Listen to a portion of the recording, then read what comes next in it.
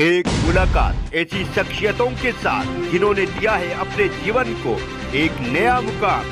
रूबरू कराएंगे ऐसी कुछ हस्तियों के साथ एक खास शख्सियत के साथ मुलाकात।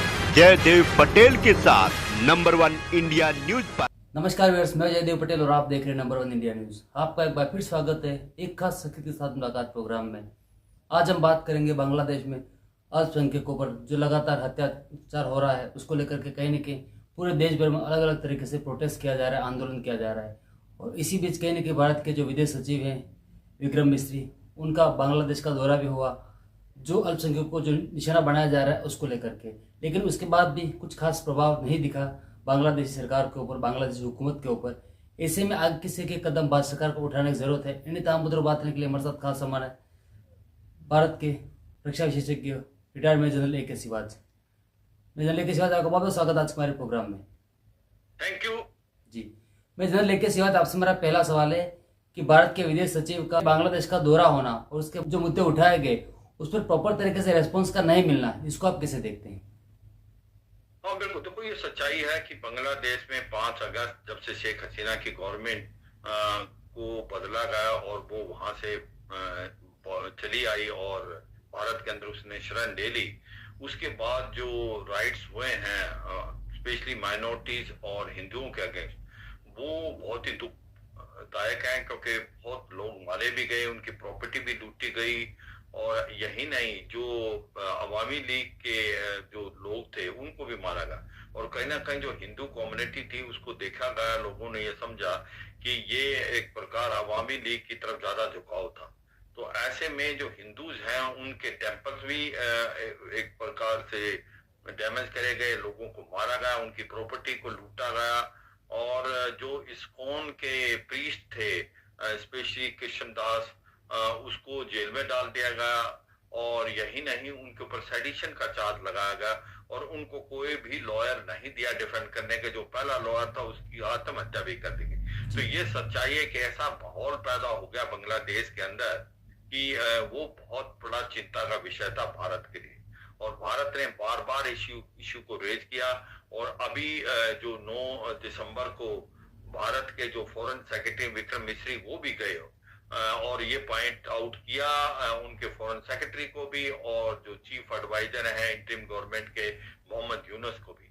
मगर दुख की बात यह है कि बांग्लादेश डिनायल मोड पे, बांग्लादेश बार बार इस चीज को दोहरा रहा है कि बांग्लादेश के अंदर ऐसा कुछ नहीं हो रहा है, ये भारत की इमेजिनेशन है, भारत की जो मीडिया है वो इसको उछाल रही है और यहाँ पर सिचुएशन काफी नॉर्मल है। अगर इक्के दुक्के कुछ एक्शन हुए हैं तो बांग्लादेश की गवर्नमेंट ने उनके ऊपर सख्त एक्शन लिया है, जबकि बात ये नहीं है ठीक, क्योंकि ये भारत ही नहीं कर रहा, इसको यूके में भी बात उठी है। यूके के पार्लियामेंट में डोनाल्ड ट्रंप जो कि प्रेसिडेंट इलेक्ट है यूएस के, उन्होंने भी ये रेज किया है कि जो माइनॉरिटीज और स्पेशली हिंदुओं के अगेंस्ट जो एक जेनोसाइड जैसा एक्शन हो रहा है बांग्लादेश में, वो बंद होना चाहिए। तो ये सच्चाई है कि भारत को अपना जो रवैया है और सख्त करना पड़ेगा बांग्लादेश को लेके, क्योंकि बांग्लादेश जो है मानने को तैयार नहीं है और वो अभी भी डिनायल मोड में है। जी, मैं जनरल ए.के. सिवाज, भारत के विदेश सचिव का बांग्लादेश दौरा होना और उसके बाद कहीं न कहीं बांग्लादेश का जो फॉरेन डिपार्टमेंट है उसकी तरफ से एक बयान जारी होना कि भारत कहीं न कहीं जो सप्लाई चेन है उसको बरकरार रखे और हमारे साथ जो रिलेशन है उसको मेंटेन रखे। लेकिन बाकी बात जहां तक बांग्लादेश की है वो हमारा इंटरनल मामला है। इस बयान को आप कैसे देखते हैं? देखो, बिल्कुल नहीं इंटरनल मामला है, क्योंकि सच्चाई यह है कि जो हिंदूज हैं वहां पर पहले तो ये समझना चाहिए बांग्लादेश में एक सिस्टमेटिकली हिंदुओं के अगेंस्ट एक्शन हुआ है 1947 से। वहां पर जब ये ईस्ट पाकिस्तान था, जब पाकिस्तान आजाद हुआ, भारत आजाद हुआ, तो वहां 24% के करीब हिंदूज थे और वो घट के 14% के करीब रह गए थे, 13 से 14% 1971 में जब ये बांग्लादेश बना, और आज वो घट के 7% रह गए। तो हिंदू गए कहां पर? या तो उनको मार दिया गया, या उनको कन्वर्ट कर दिया गया, या वो भाग गए।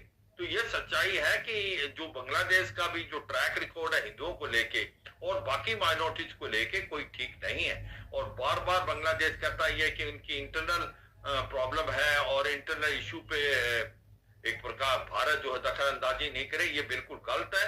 1971 में भी भारत अगर यही रवैया अपनाता तो बांग्लादेश के अंदर तो बहुत बड़ा जेनोसाइड कर दिया था पाकिस्तान की आर्मी ने, जहां पर 5 से 7 लाख औरतों का रेप हुआ था, 20 से 25 लोगों को मारा गया था, 2 से 2.5 करोड़ के करीब लोग भारत आ गए थे।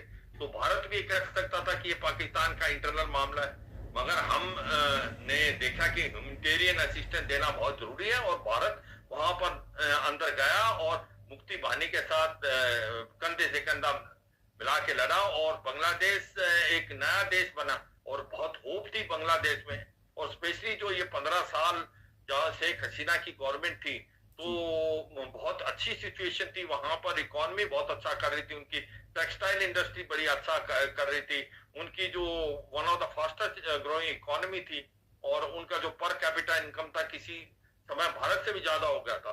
तो ये सच्चाई है कि ये सारी सिचुएशन बहुत ठीक थी, मगर जब शेख हसीना जो कि एक इलेक्टेड गवर्नमेंट थी उसको उखाड़ के फेंकना और फिर हिंदुओं के अगेंस्ट एक्शन लेना, तो ये बड़ी दुख की बात है। और आज जो बांग्लादेश ये मानने के लिए तैयार नहीं कि वहां पर ये ऐसा हो रहा है और बार बार ये कहता है कि ऐसा कुछ नहीं हो रहा, ये बांग्लादेश का इंटरनल इशू है और भारत सप्लाई चेनों को दखल अंदाजी ना करे।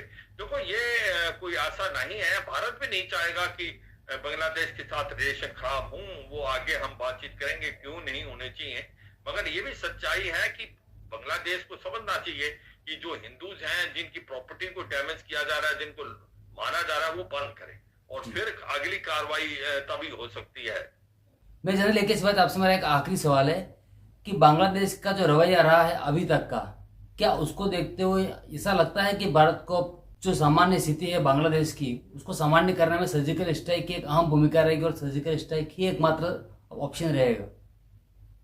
देखो ऐसा कुछ करना नहीं चाहिए, भारत को प्रेशर डालना चाहिए बांग्लादेश पे, क्योंकि एक चीज याद रखो कि बांग्लादेश के अंदर अगर वैक्यूम क्रिएट हो जाती है और भारत के रिश्ते अच्छे नहीं होते, इसका इस्तेमाल कौन करेगा? इसका इस्तेमाल 2 देश कर सकते हैं, एक तो चीन कर सकता है और एक पाकिस्तान। और पाकिस्तान अगर ISI का गढ़ बन जाता है बांग्लादेश तो वो भारत के लिए कोई अच्छा नहीं है। तो 1971 जैसे पहले सिचुएशन थी वैसी हो जाएगी। तो हम जब 2 फ्रंट की वार करते हैं कि लड़ाई हो सकती है भारत की चीन और पाकिस्तान से इकट्ठे, तो हम नहीं चाहेंगे कि बांग्लादेश उस सिचुएशन में आए। तो इसलिए ऐसा कुछ नहीं करना चाहिए जिससे लॉन्ग टर्म के रिलेशनशिप भारत और जो बांग्लादेश के हैं वो खराब हो। क्योंकि जो अगर BNP की भी गवर्नमेंट आती है, जो कि बांग्लादेश नेशनल पार्टी जो कि किसी समय में मानी जाती थी पाकिस्तान के क्लोज है, वो भी ये समझती है कि भारत एक बहुत ही इंपॉर्टेंट प्लेयर है, क्योंकि भारत के साथ ट्रेड की जो रहे रिश्ते वो बहुत है, क्योंकि आप अपने नेबर को चेंज नहीं कर सकते।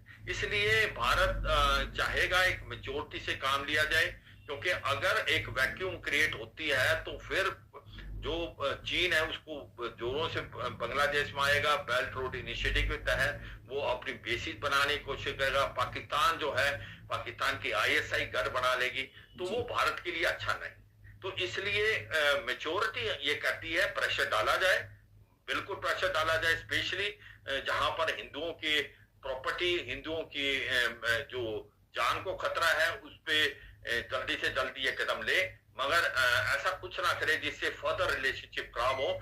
डिप्लोमेसी का मुजाहरा है एक अच्छे देश का कि भारत एक छोटा देश नहीं है, भारत एक 5th लार्जेस्ट इकोनॉमी है, आने वाले समय में 3rd लार्जेस्ट इकोनॉमी बनेगा अगले 4-5 साल में, 4th लार्जेस्ट मिलिट्री पावर है।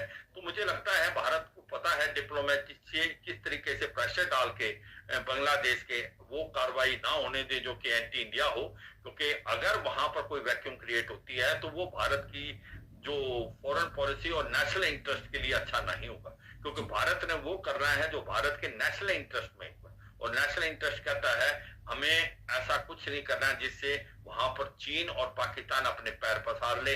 ISI जो है वहां पर एक प्रकार एंटी इंडिया जो एक्टिविटी स्टार्ट करे और इस्लामिक फंडामेंटलिस्ट बढ़ जाए, वो भारत के लिए बहुत बड़ा चिंता हो सकती है आने वाले समय में नॉर्थ ईस्ट को देख के। तो मुझे लगता है कि भारत ये डिसाइड नहीं कर सकता कि बांग्लादेश में कौन सी गवर्नमेंट आएगी, जो भी गवर्नमेंट आए उससे जल्दी अच्छे रिलेशन करके और भारत के हितों का ध्यान देते हुए प्रेशर डाला जाए कि हिंदू कम्युनिटी को भी प्रोटेक्ट हो।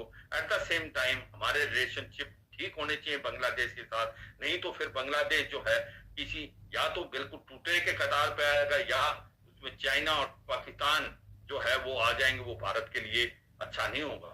और ये भी सच्चाई है कि बांग्लादेश को पता है श्रीलंका में क्या हुआ था, जब उसकी हालात खराब थे, टूटने के कगार पे था, उसको लोन चाहिए था, वो चीन ने लोन नहीं दिया, वो भारत ने दिया $4 बिलियन का। और आज जो श्रीलंका एक प्रकार रिवाइवल मोड पे, तो मुझे लगता है कि बांग्लादेश इस चीज को समझेगा। बांग्लादेश की बीएनपी गवर्नमेंट अगर आती है, जो कि ओपोजिशन है, अगर उसके चांसेस हैं तो वो भी समझेंगे। और हमने अपने जो चैनल हैं उनके साथ भी खोल दिए हैं, जो कि डिप्लोमेटिक चैनल, जिसको बैकडोर चैनल डिप्लोमेसी बोलते हैं। तो मुझे लगता है कि सोच समझ कर करना चाहिए, कोई जल्दबाजी में कोई ऐसा एक्शन नहीं लेना चाहिए, मगर एट द सेम टाइम हमें अपने जो हिंदूज हैं और जो बाकी माइनॉरिटीज हैं, पारसीज हैं, हमारे क्रिश्चियंस हैं, उनका भी प्रॉपर ढंग से ध्यान देना चाहिए। और स्पेशली जो चकवाद है, बुद्धिस्ट, जो चिटागोंग हिल ट्रैक्स में हैं, उनके ऊपर भी काफी जुर्म हो रहे हैं, उनका भी ध्यान देना चाहिए। जी जयदेव साहब, मैं जानने के बाद अपना हमारे लिए समय निकाला, उसके लिए आपका बहुत बहुत धन्यवाद। Thank you very much.